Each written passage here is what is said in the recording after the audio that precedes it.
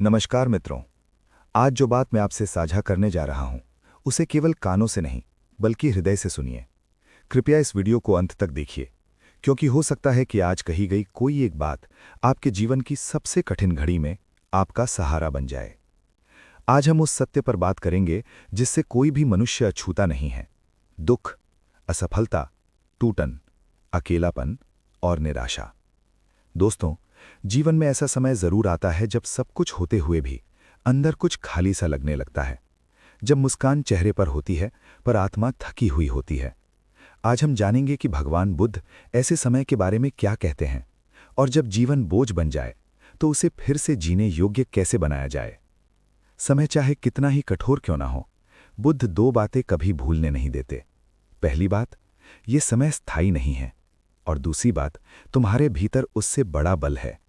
बुद्ध कहते हैं, जिसे तुम बुरा समय कह रहे हो वो भी एक अतिथि है, और हर अतिथि की तरह उसे भी जाना ही है। हम दुख को इसलिए असहनीय बना लेते हैं क्योंकि हम उसे हमेशा के लिए मान लेते हैं।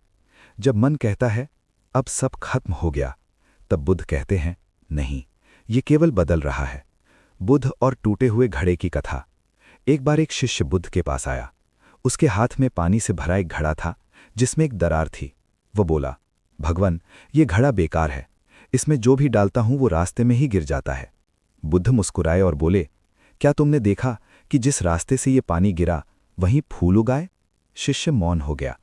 बुद्ध बोले, तुम अपनी दरारों को कमजोरी समझते हो, पर कई बार उसी दरार से जीवन बहता है। जब मन पूरी तरह टूट जाए।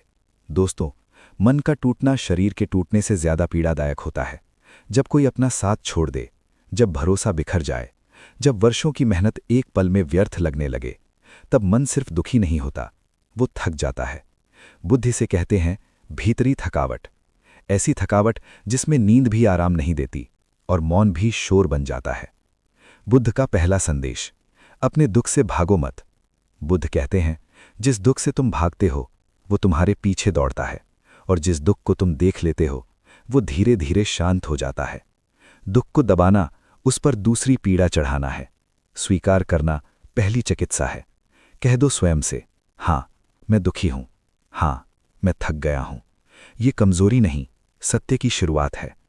बुद्ध का दूसरा संदेश, तुम मन नहीं हो। जब तुम कहते हो मेरा मन टूट गया, तो एक प्रश्न उठता है, अगर मन टूटा तो उसे देखने वाला कौन है? बुद्ध कहते हैं, मन एक उपकरण है, तुम उसका उपयोग करने वाले हो। बादल आकाश नहीं होते, विचार आत्मा नहीं होते। आकाश स्थिर रहता है, चाहे कितने ही बादल आएं। विपश्यना, देखने की कला। बुद्ध ने हमें भागने की नहीं, देखने की विधि दी। देखो, दुख को, आंसुओं को, डर को, बिना नाम दिए, बिना निर्णय किए। जो देखा जाता है वो स्थायी नहीं रह सकता। अंगुलीमाल से बड़ा कोई उदाहरण नहीं। अंगुलीमाल, एक हत्यारा, भय का प्रतीक। जब वो बुद्ध के सामने आया तो बुद्ध भागे नहीं। उन्होंने कहा, मैं रुक गया हूं, अब तुम रुको। अंगुलीमाल रुका। बुद्ध कहते हैं, तुम्हें मजबूत बनने की जरूरत नहीं, तुम्हें ईमानदार बनने की जरूरत है। जब तुम थक जाओ तो मान लो, जब रोना आए तो रो लो। पेड़ भी आंधी में झुकते हैं पर जड़ें छोड़ते नहीं। ध्यान, भीतर लौटने का रास्ता। ध्यान कोई चमत्कार नहीं, ये घर वापसी है। सांस को देखो, बस देखो। अतीत नहीं, भविष्य नहीं, यहीं इसी क्षण में जीवन सुरक्षित है। दुख का अंत संभव है। बुद्ध ने कहा, अगर दुख का कारण है तो उसका अंत भी है, और कारण है पकड़, अपेक्षा, आसक्ति।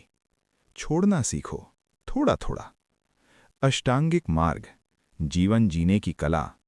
सही दृष्टि, सही सोच, सही वाणी, सही कर्म, सही आजीविका, सही प्रयास, सही स्मृति, सही समाधि। ये धर्म नहीं, ये जीने की तकनीक है।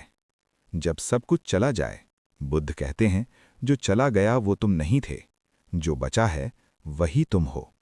खालीपन डरावना नहीं, खालीपन संभावनाओं की भूमि है।